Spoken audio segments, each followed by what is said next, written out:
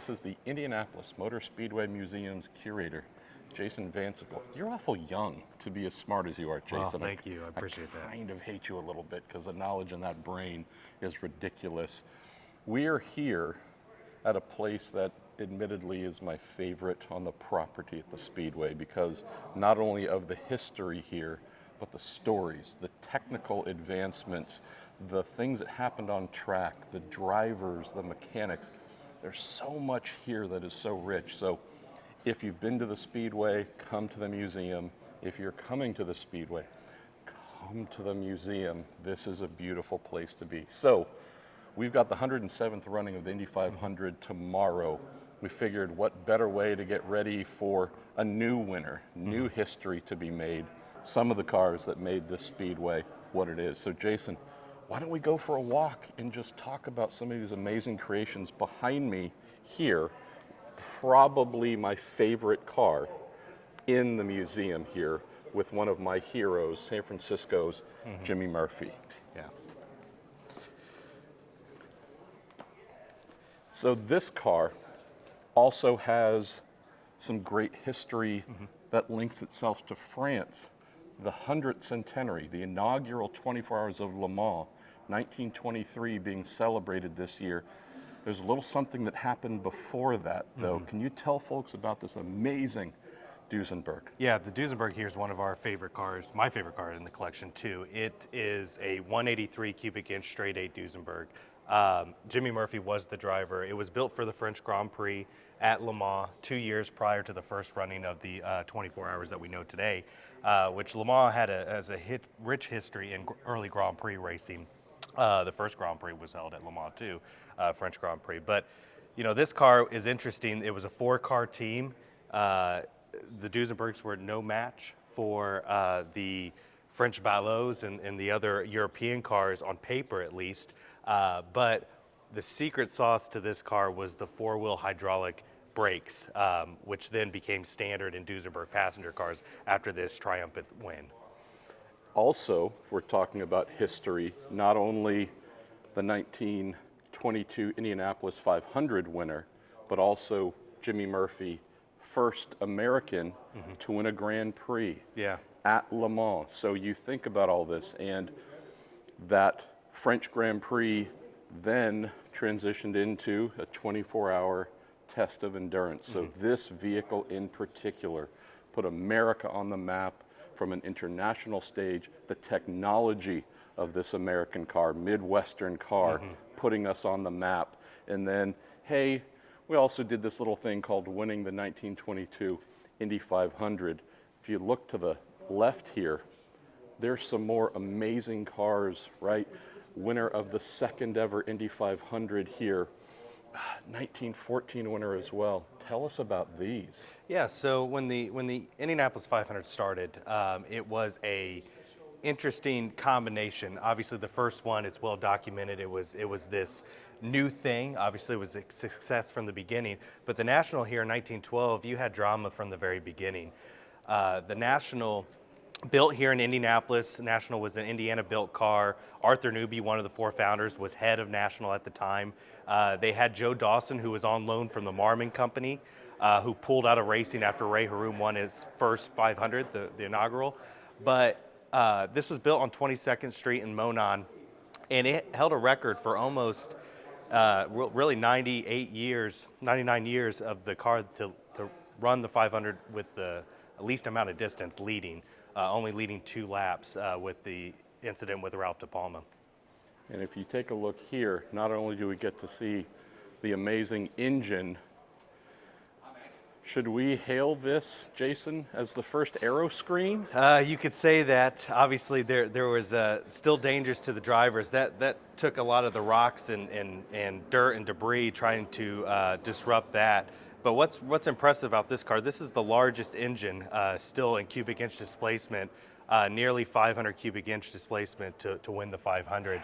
And Joe Dawson himself, he was the youngest winner in the 500 all the way until Troy Ruttman in 1952. 500 cubic inch, 4-cylinder. Monster. I mean, come on. Monster. One of these cylinders is about the cubic capacity of today's IndyCar engines, just to tell you what kind of beast this is.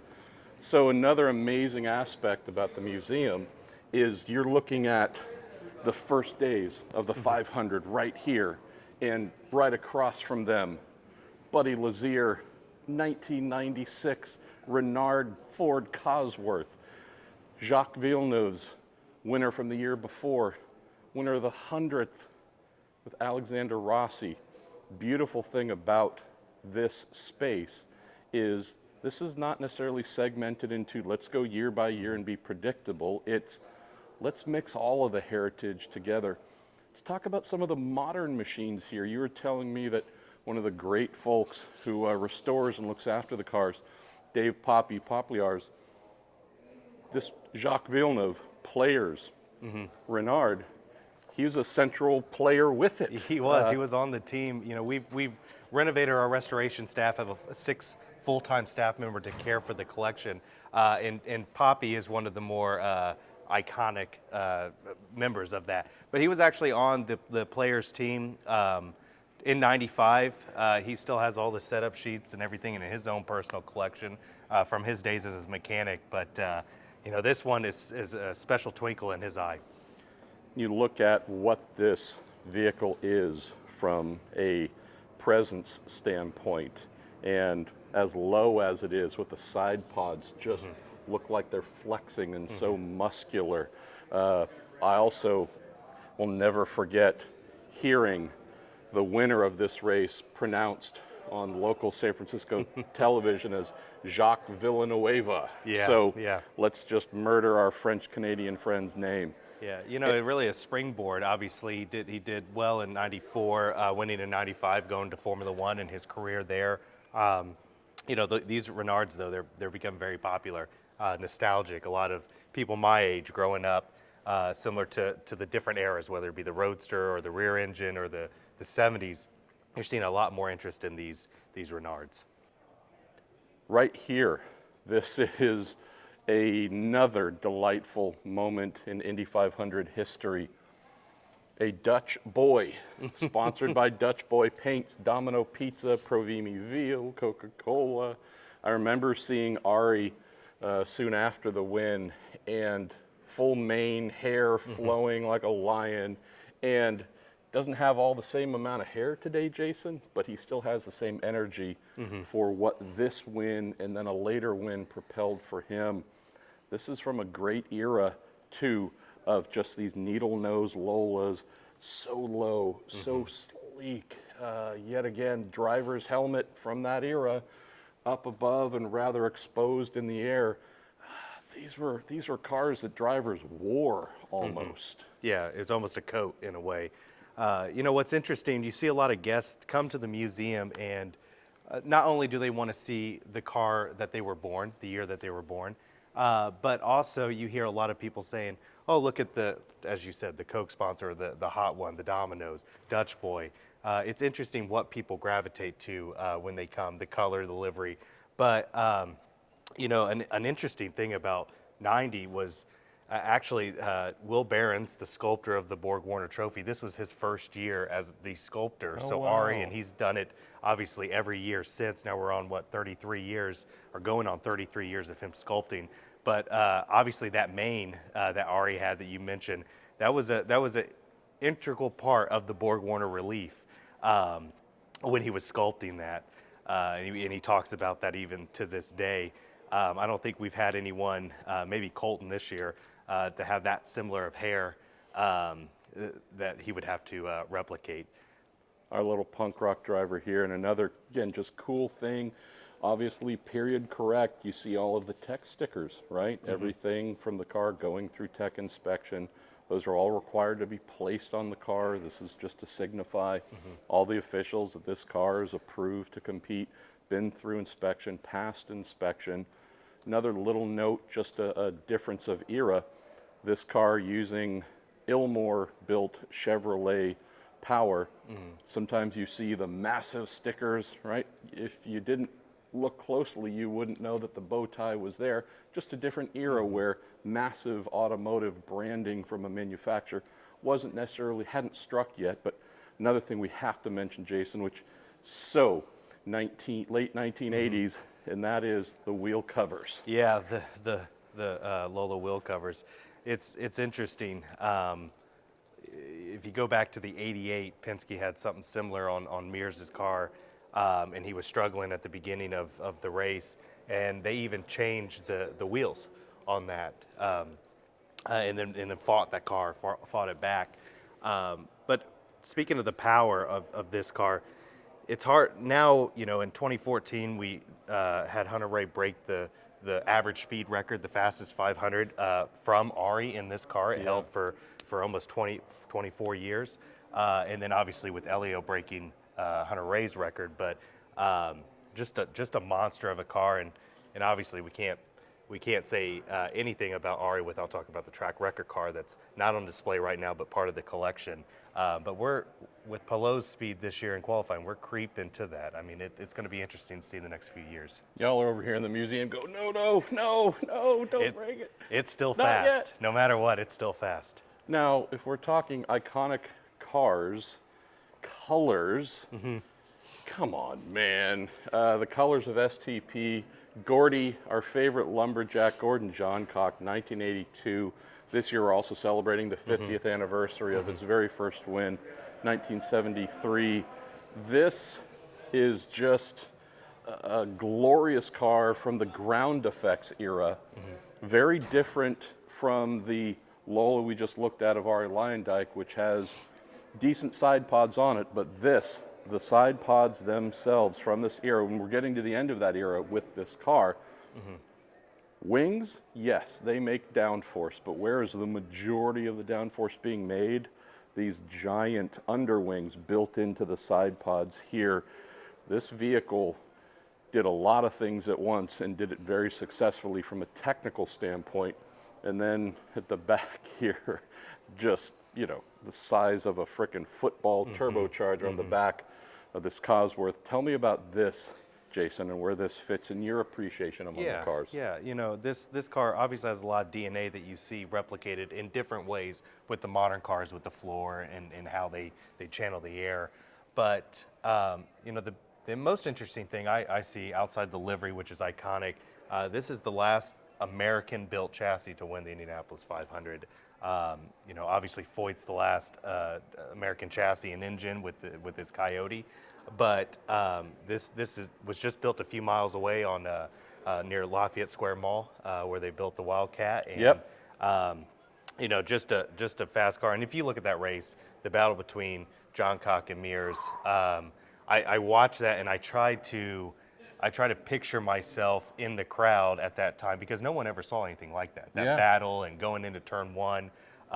Usually it's a win by a lap or some sort of big thing. This was a real duel to the finish. You could hear it on the TV, the crowd, even back in '82 with the TV technology they have, the crowd, the atmosphere of seeing that close of a finish had to just be mind-blowing. You still hear people talking about it today. And look at just some of the other little grace notes on the car. Again, not an aero screen in terms of something that is going to be a ballistic thing, but you look at the height of the windscreen here, you imagine what Gordy is Gordy seeing much over the top? I don't know. We never knew if his eyes were open or not, but you look at the little tiny mirrors that are added here, little aerodynamic fairing. Maybe he looked in them, maybe not. Drivers won't always acknowledge whether they do or don't. And then just another perfect part of the era, what's sticking up on top of the engine cover where everything else is all tucked away and perfect, pop-off valve. We're going to regulate how much turbocharger boost you can use. So, and this offset rear wing as well, from a lever standpoint, you look how far back this is set. It's, the anodized gold as well here on this mounting structure. This is just delight in every imaginable way. And we were fortunate enough last year to run this part of the pre-race ceremony, and we do have a set of cars running this tomorrow that we'll talk about a little bit later. So speaking of, why don't we stay in the 80s and we'll dip back to the 60s here in just a moment. Bobby Rahal, 1986. This story, I would say less so about the car, more so about the moment, knowing that his great friend and benefactor, Jim Truman, was in the final throes of fighting cancer. Unfortunately, unsuccessful in that battle, lost Jim soon after Bobby's Indy 500 win here in 1986. This car represents so much from a heartfelt personal standpoint to Bob and the entire family. But this 86 March too, really darn cool. Something y'all just got a hold of and added beyond its shape. I think what a lot of folks back then remember and stands out now is this triangular shape roll hoop and the little capped metal on top of it. Tell folks about this car and how cool it is. Yeah, this is, I mean, it's such a sentimental story, touching story with Truman and Ray Hall and giving him his start. And then, you know, that the race was postponed multiple times due to rain and you know, seeing that pace car lap, unfortunately losing him just a few days later. But like you mentioned, this is the newest car that we have on in the collection. We do add vehicles and items, not just vehicles, to the collection and grow this collection. But you know what's amazing, you see in Formula One, Adrian Newey, what he's done over the last 20 years with aerodynamics. He was on this car. He was at March. He designed this car, I believe one of his first cars that he designed. But just an iconic 80s car. It's almost like people had posters of Lamborghini Diablos in their bedroom. Countaches, yes. All that. This was the iconic Indy car of that time. Like Miami Vice era almost, if I'm dating myself. And what's interesting too, last year we took this to Goodwood Festival Speed over in Chichester, and Dario Franchitti was the one that drove it up the hill, which was great. And when we received it, part of the collection, Bobby was the one that delivered it to the front of the museum. We did a nice little PR stunt at that time. So here's a great new addition to the museum. I mean, if we're talking about stars, Jason, silly question. When was the first Indy 500? Well, the first Indy 500 was in 1911. Was there a vehicle that might have won that? Well, there's always a winner, and the Marmon Wasp was the vehicle that won the 500 in 6 hours and 42 minutes. What? And so here, yeah, I'm just saying, the fact that we have this vehicle here is truly phenomenal. If you want to reach back to day one, race one, here it is. And not only do we have the Marmon Wasp, not only do we have the ability to look at this and realize that, wait a minute, a single human being, Ray Haroon, sat in this for a quarter of a day, smoke and rocks and all kind of oil and everything flying in his face, but to try and wield this thing. If you look at the march behind us, right? We talk about ride heights. This is legitimately an inch off the ground. What are we talking here, Jason? We're a good foot, maybe a foot and a quarter in some of the areas. Right? Rolling a little bit in the corners, but this was absolute cutting edge technology, though. It's a thing that sometimes gets lost. You go, well, look at this new vehicle, Alexander Rossi's 2016 winning Dallara DW12. Again, height of technology then. This isn't an, quote, old car. This was the height of technology in 1911. You know, I could talk about this car for an hour, which I won't, because there's so many nuanced details that make this car so special. But you know, it truly was an experimental car at the time. The streamline, the tail on the back, they were trying to, you know, now we have the benefit of hindsight, but in computer aid technology. But at one time, the original designs for this car was to have a long, slender nose also, and almost be like a bullet, if you will. Wow. But my assumption is you couldn't cool it with that nose. You needed the big radiators for this massive over 450 cubic inch engine. Experimental engine designed by Ray Haroon and Louis Schweitzer, the gentleman who won the first ever auto race held here at the Indianapolis Motor Speedway. Strategy, the rear view mirror. First ever. Running on 3.2 million bricks, taking 6 hours and 42 minutes. Cyrus Patchke hopping in the car, running relief for Haroon. But really, my favorite story when it comes to this is truly a year before, in 1910, he was running tire tests. On May 28, 1910, Haroon wrecks the car in the north end. Car looks as if it was to be written off. They rebuilt it. Later that fall, they announced the first 500 miles. Howard Marmon coaxed Ray Haroon out of retirement to run the 500, one more race. They entered this car, and on May 30th, 1911, a year, 2 days later, he wins the biggest auto race in the world, the first. And then, because y'all are really good at tying history together here at the museum, winner of the first Indy 500 in 1911, 2011. 100 years later, our dear, beloved friend Danny Boy Dan Weldon, this too, there's a lot of power in the imagery that you and the museum have put together with 2011 and 1911 right behind it. Yeah, I mean, these cars, we try, they almost never separate in a way. You know, to be able to display 100 years of innovation, 100 years of anything next to each other is always a dramatic shock. But, you know, this race, it was full of its own dramatics. I mentioned with the National how Dawson led the 2 laps, was credited with the least amount of distance led to win the race. Well, this broke it with Weldon passing Hildebrand with only a couple hundred yards to the finish. I don't think that record, unless it's a photo finish at the line with someone who never led the entire race, I don't think that record's ever going to be beaten. Jason, we could legitimately spend all day. There's a secret basement too with really cool stuff, so we'll save that for my next trip, maybe in September. But got time to get to just a couple additional cars. I just pray to the altar of Mr. Miller, not Robin Miller, the Mr. Miller who was, I think, one of the first, among the first and greatest innovators in IndyCar racing, Indianapolis 500 for sure, whether it is front wheel drive innovation, whether it is the engines themselves, whether chassis design. Let's look at this 1928 Indy 500 winner and all of the beauty that Harry Miller and everybody within his shops created. And another little thing which folks might not think, knowing that so many of the cars from this era were Midwest, there was a pretty busy shop in Southern California, of all places, making these things.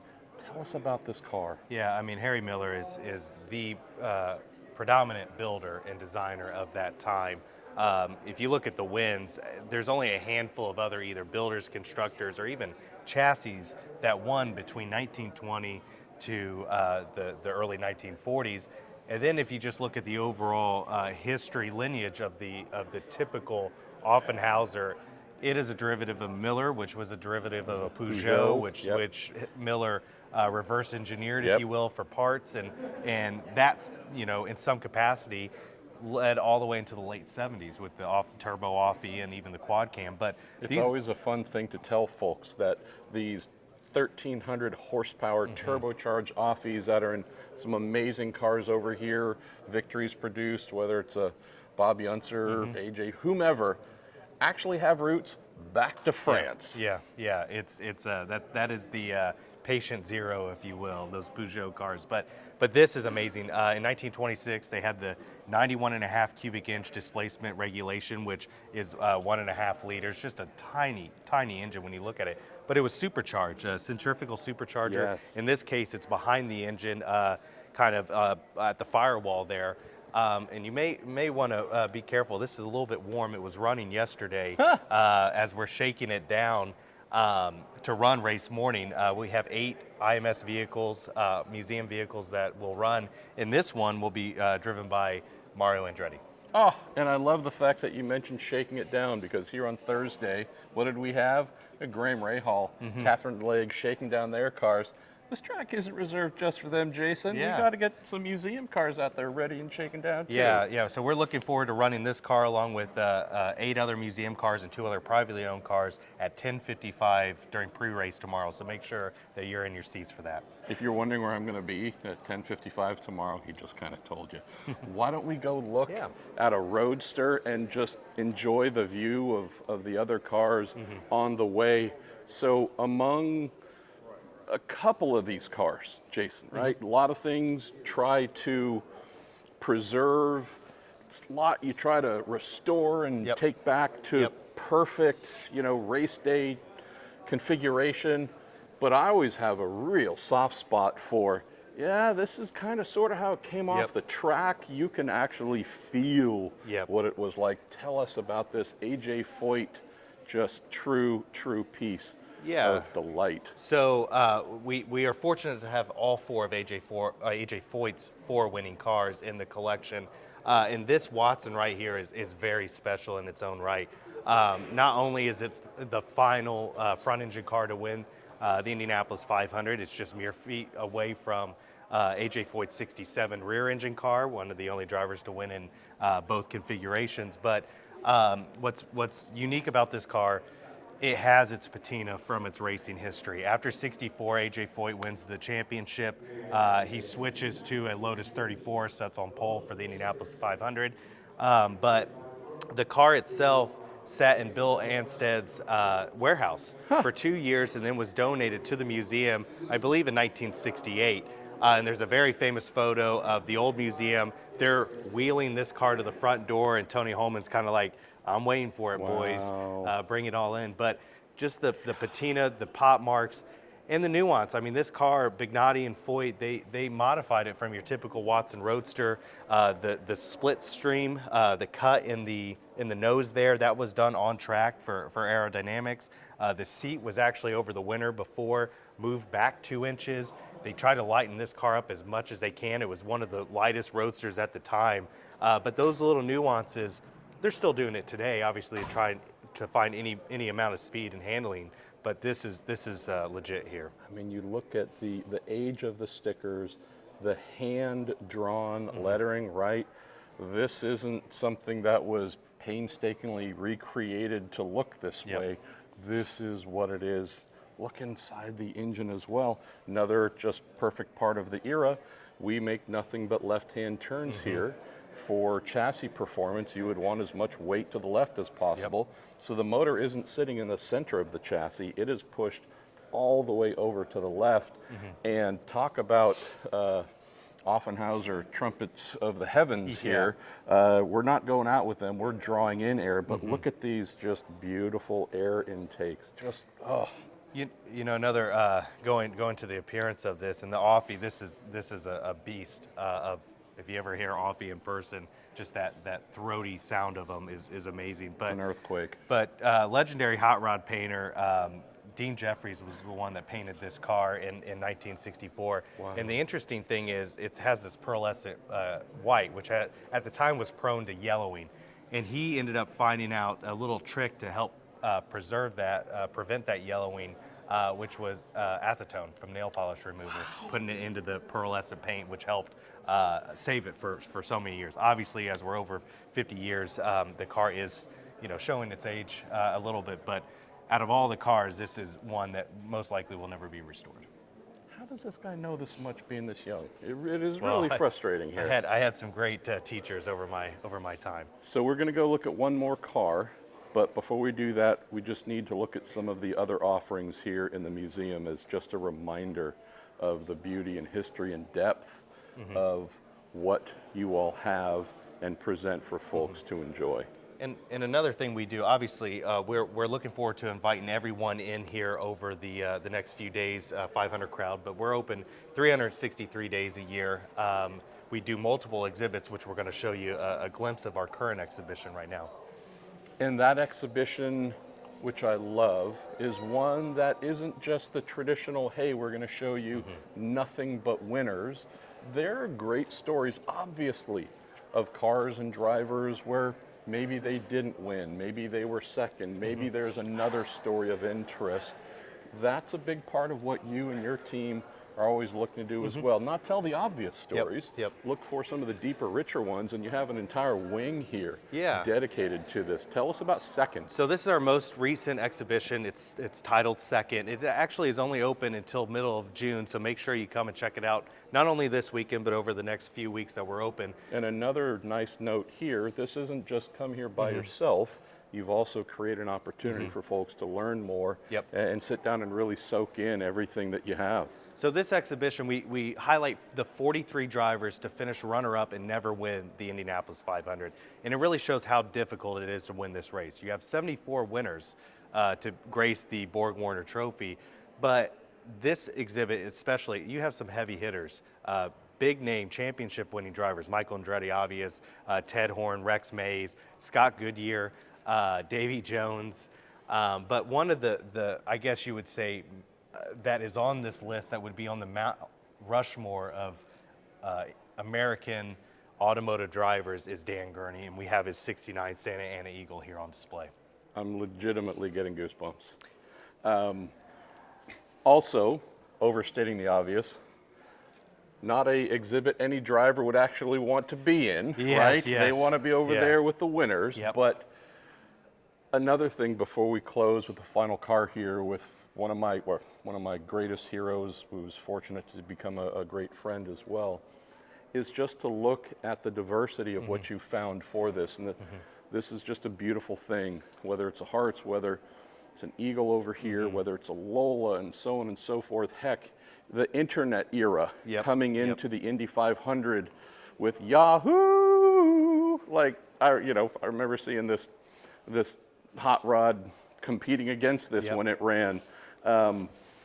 But great choice in what you've brought to show here, folks, in Second. But let's look at this creation of Santa Ana, the Big Eagle.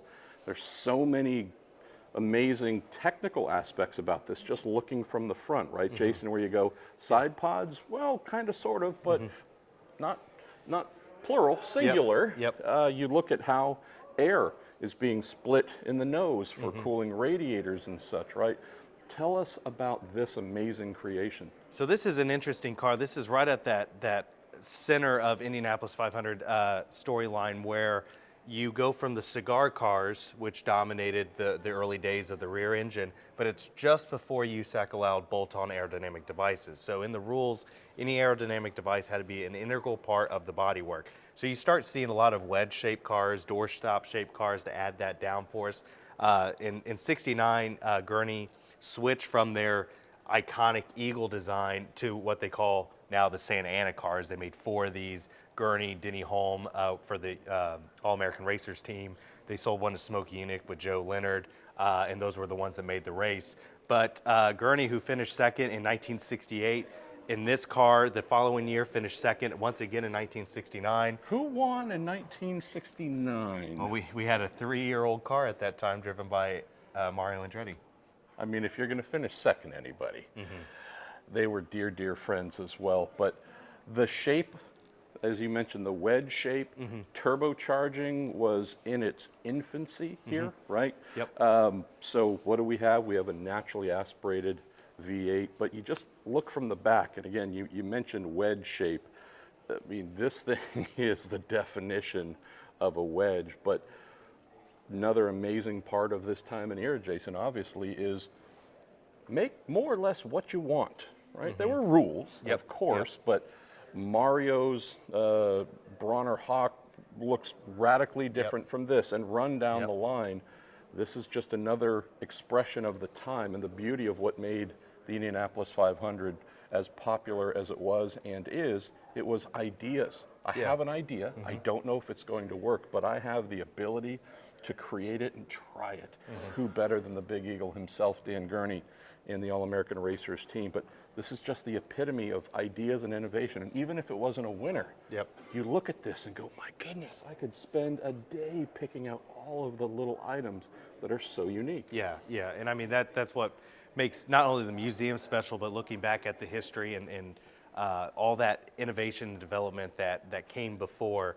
And yeah, the late 60s cars, you know, the year prior you had the turbines in the field, you had all these kind of wild designs. they were really winging it. And obviously, I think the most iconic example of that is Smokey and Nick's 64 sidecar, which it has been on display, and hopefully will be on display a little bit in a few weeks. One of my favorite cars here, and I think you just said winging it. I don't know if that was a dad joke or a pun, Yeah. but Jason, thank you so much. Seriously, this is a gift to the world. Yeah. Things you. are constantly changing. Like you said, there are cool cars that come out, spend a while out here in the sun for folks to see, and this year y'all done just an amazing job. So if you can, get here and just see and enjoy, because there's nothing else like it on the planet. Well, thank you. I appreciate you coming in, and hopefully we'll see you in September. Amen.